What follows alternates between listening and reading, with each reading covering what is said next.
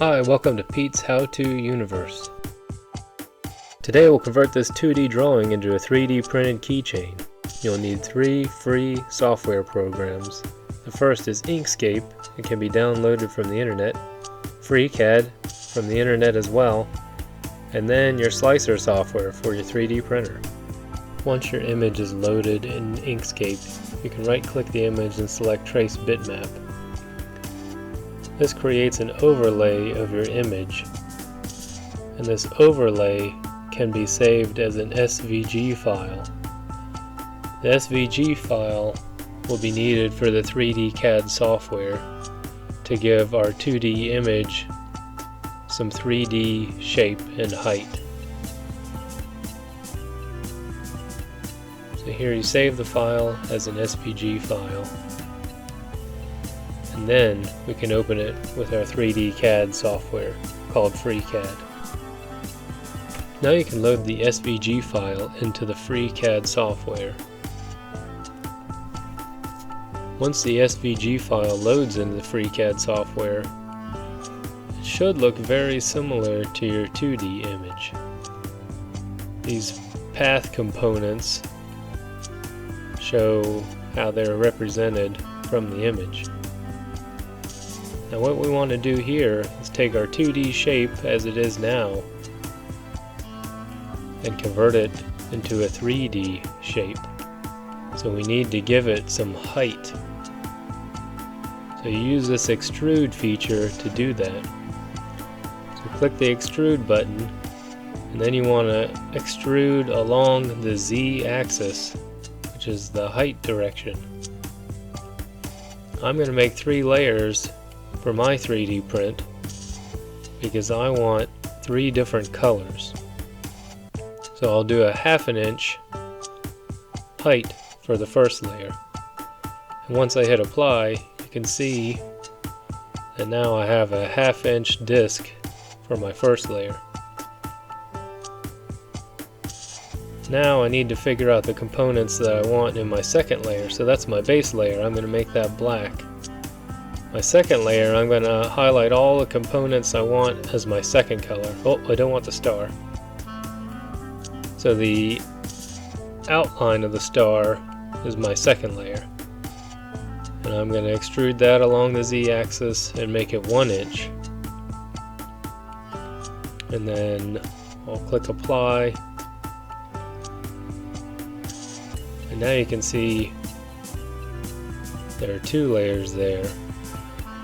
Now what hasn't been extruded yet is the star, and so I'm going to do that now. So you can see that I have to select the star and click extrude again, and then extract or extrude along the Z-axis, and now I'm going to do 1.5 inches. So I'm doing each layer in 1/2 inch increments.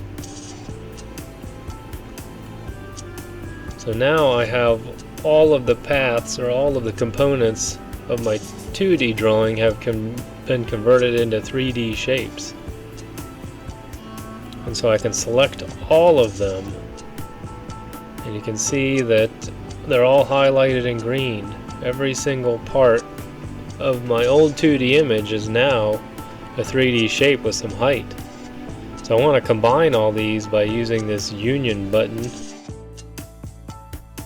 So now the only thing I have left to do is to add a ring so that we can connect this to a keychain. So I've got to add a ring to my shape. And the way I'm going to do this is to create 2 separate cylinders. So the cylinder is going to be ultimately the ring that I'll use. So I'll create 2 cylinders and then subtract a smaller cylinder from the bigger cylinder, and that will create a ring shape, but a ring shaped cylinder. So I need it to be a cylinder so it's got some thickness to it. You imagine putting this on a keychain, you don't want it to break, so it needs some thickness, so that's why we use cylinders. So you see here I've added now the second cylinder, and you can adjust it as you want and try to get the right size relative to your drawing. So now you select the bigger cylinder and then the smaller cylinder, and then subtract one from the other. And this gives you this ring shape with some height. Now you just have to move it around and position it where you want it. So ultimately we'll move it where we want it to go, and then we'll combine our star 3D shape keychain with the key ring itself and make it all one shape.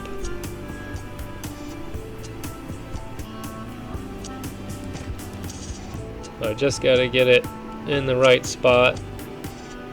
That looks pretty good to me. I'm moving around just to make sure I like where that ring's gonna be. Kinda don't really like how thick the ring is though, so I'm gonna go back in and make the radius of the inner cylinder a little bit bigger and try to make that ring part a little bit more narrow, because I don't really like the way that it looks. I'm more happy with that. So now if we select both shapes and then click the union button again, it'll combine it all into one shape. Now we can click on the one shape and we can export this shape as an STL file. The STL file can now be imported into your slicer software. Once it's imported in your slicer software, you can change the scale, so the size. You can change the scale independently. I don't like to have my keychain very thick, so I'm going to change the Z independently so it's not as tall or as thick. I kind of like that size. That seems good. About a good size for a keychain. So now the next thing that we need to do, once we feel like we have it scaled the way we like it and the size we want it, is change to layer view. We're going to use the layer view to try to figure out at what layer do we need to do the color changes. So I mentioned my base layer is going to be black, and then my first color change is going to be a red color. So the areas around my star will be red with a black background. So I'm using the software to try to figure out at what level I need to make that change. So then once I've figured out the level, I just add a color change at a certain level, and this will allow my 3D printer to stop so that I can change the color of my filament. Once I have the first change figured out, I'm going to use the software to figure out my second color change. So now I want to make the star yellow. So I've got to figure out at what level does the 3D printer only print the star. So I add another color change at a higher level. So this is my second color change. So this will make my yellow star. Once I have that complete, then I can just save my file and export it to my 3D printer for printing. Alright, here's the finished product. If you liked what you saw and this video was useful to you, please like and subscribe. Thank you.